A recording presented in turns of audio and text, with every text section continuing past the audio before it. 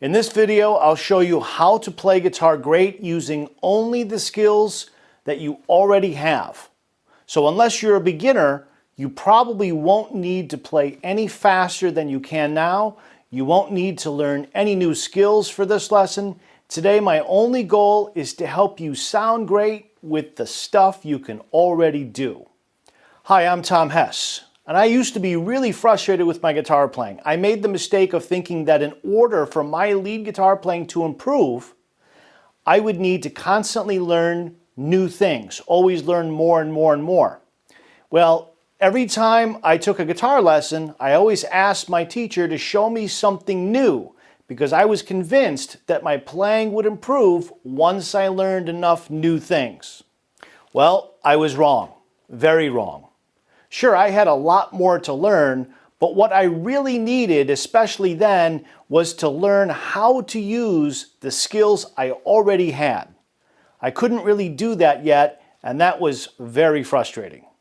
Later, I met a new guitar teacher who refused to teach me anything new. He said, "You don't need to learn new things right now. What I'm going to do is teach you how to squeeze as much cool playing as possible from the knowledge and skills you already have." Well, I argued with him for a while, and I almost quit lessons that day. Fortunately, my teacher convinced me that he was right, and he absolutely was right 100%. And for about the next 14 or 15 months, we only worked on refining the skills I already had and then putting them to use. He taught me not one new thing about guitar or music during that period, and this made all the difference. I've been very fortunate to teach a lot of people over the years, and today I'm going to show you how to become a better player with the skills you already have and the things you already know. Ready? Let's get started. So what we're going to do now is I'm going to play for you two phrases, and I'll tell you right up front, they both suck. And they're sucky on purpose. What we're going to do is we're going to take the skills you already know and we're going to refine these phrases and make them better. So here we go. I'm about to play the phrases. Understand that they do suck. Don't worry, we're going to make them cool.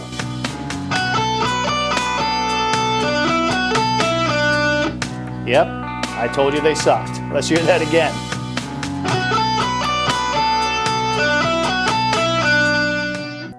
All right, so in example number 2, all we're doing is we're taking our two simple phrases and we're just changing the rhythm. Now, the phrases are not great yet. They will be by the time we're done, but they're not there yet. All we're doing is we're just adding in a rhythmic element by changing the rhythm to make it a little bit more interesting rhythmically. So if you got your guitar, follow along. Example 2.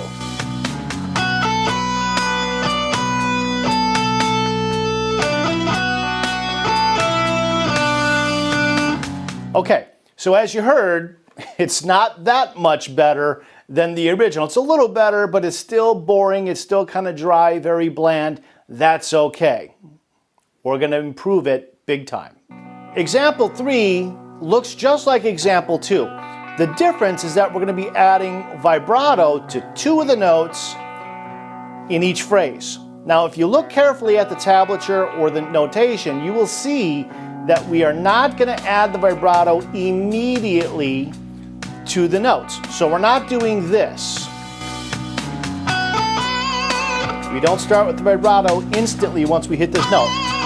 Instead, we're going to play that note. I'm playing the 3rd note in this example. We're going to play it, hold it out, and then apply vibrato. It sounds much more controlled. Same thing there.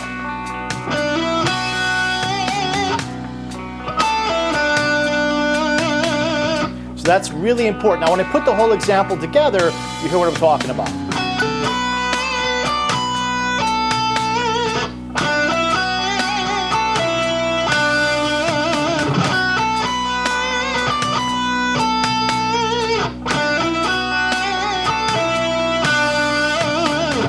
Cool. So that's called delayed vibrato, where we are not instantly doing vibrato, which is cool, and you can do that sometimes, but this technique is delayed vibrato.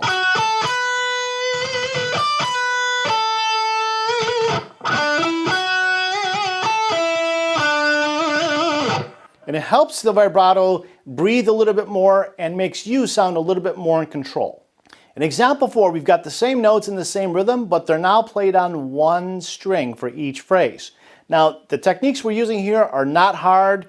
They're pretty simple. I'm sure you already know them. You already know how to do a slide. You already know what a pull-off is. You already know how to do vibrato. But there's a couple of interesting things here we're going to do that is not so easily seen from the tablature. So when we take our first phrase, the first part of the phrase, we're doing this, and then delaying the vibrato. Okay?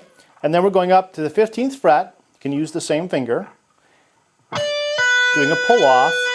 And then you'll see in the notation and the tablature it says to slide down to the 10th fret.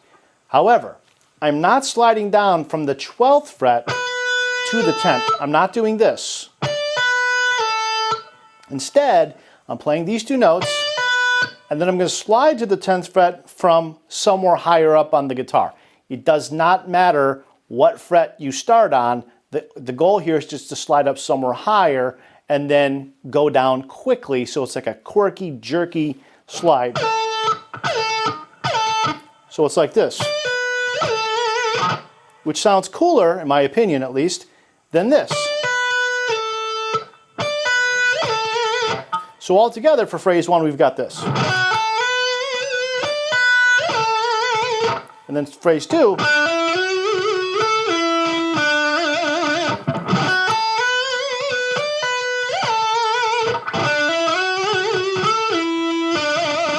Let's hear that with the backing track.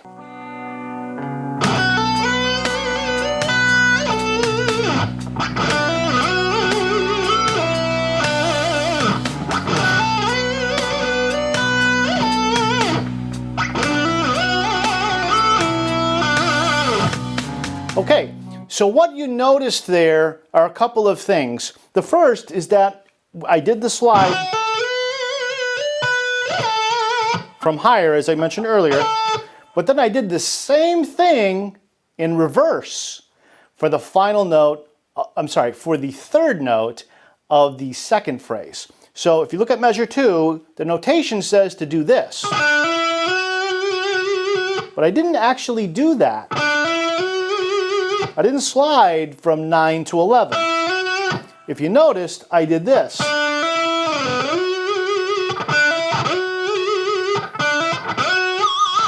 I did the 7 to 9, and then I came down here to no particular fret, just anywhere down here, and slid into 11.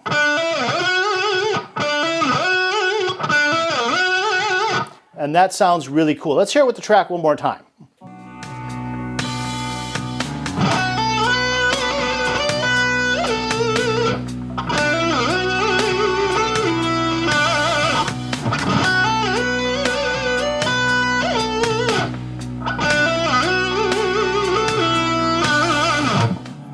All right, for example number 5, I've got a new melody over a different backing track, and this one, like the first example, also sucks, okay? It's very simple, it's kind of sucky, but we are going to make it sound great. You're going to make it sound awesome.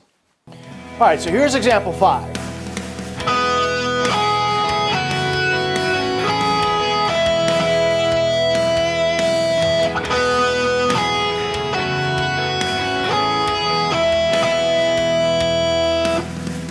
All right, now I know you're tempted right now to close this with the video page because that melody was really bad. But it's going to be awesome. I promise you it's going to be cool, and you're going to make it cool. So example number 6, we're going to slide into the first note and add vibrato to it. Then we're going to slide from fret 7 to fret 9, and then hit fret 7, and then 9th fret, and then 5th fret. And vibrato here. So all together it's...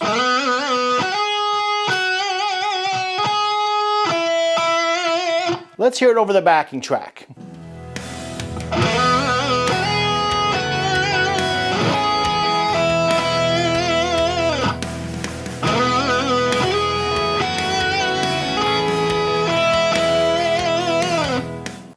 All right, so example 7 looks a lot like example 6, except we're going to be jumping octaves in a couple of places. So we're going to use what's called a super slide.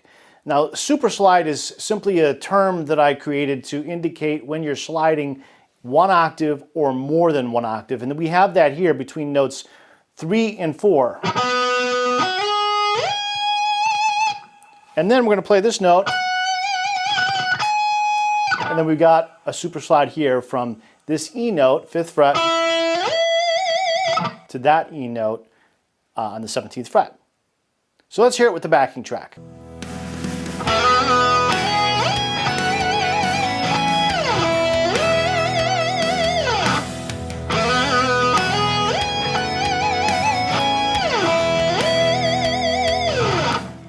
So example 8, what we're going to do is we're going to take the melody, put it all up an octave, way up here, starting at the 16th fret, and we're going to add in some bends and some vibrato like this.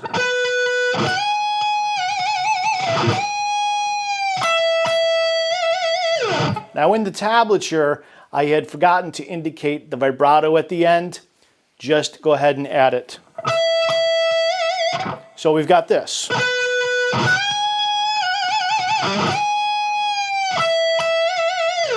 Now, one little subtle thing here, the third note of this phrase, it looks like what I'm doing here is I'm playing this note, then bending up here, and then playing the 19th fret not bent and just hitting it again and doing the vibrato. That's actually not what I'm doing. I'm actually not picking the third note. And the reason why I'm not is I want it to sound a little smoother. So when I do this, I just immediately release the bend. So it's not a slow release. It's not that. It's right away release and then hit the vibrato. And then I got that at the end. Okay, so let's hear it with the backing track.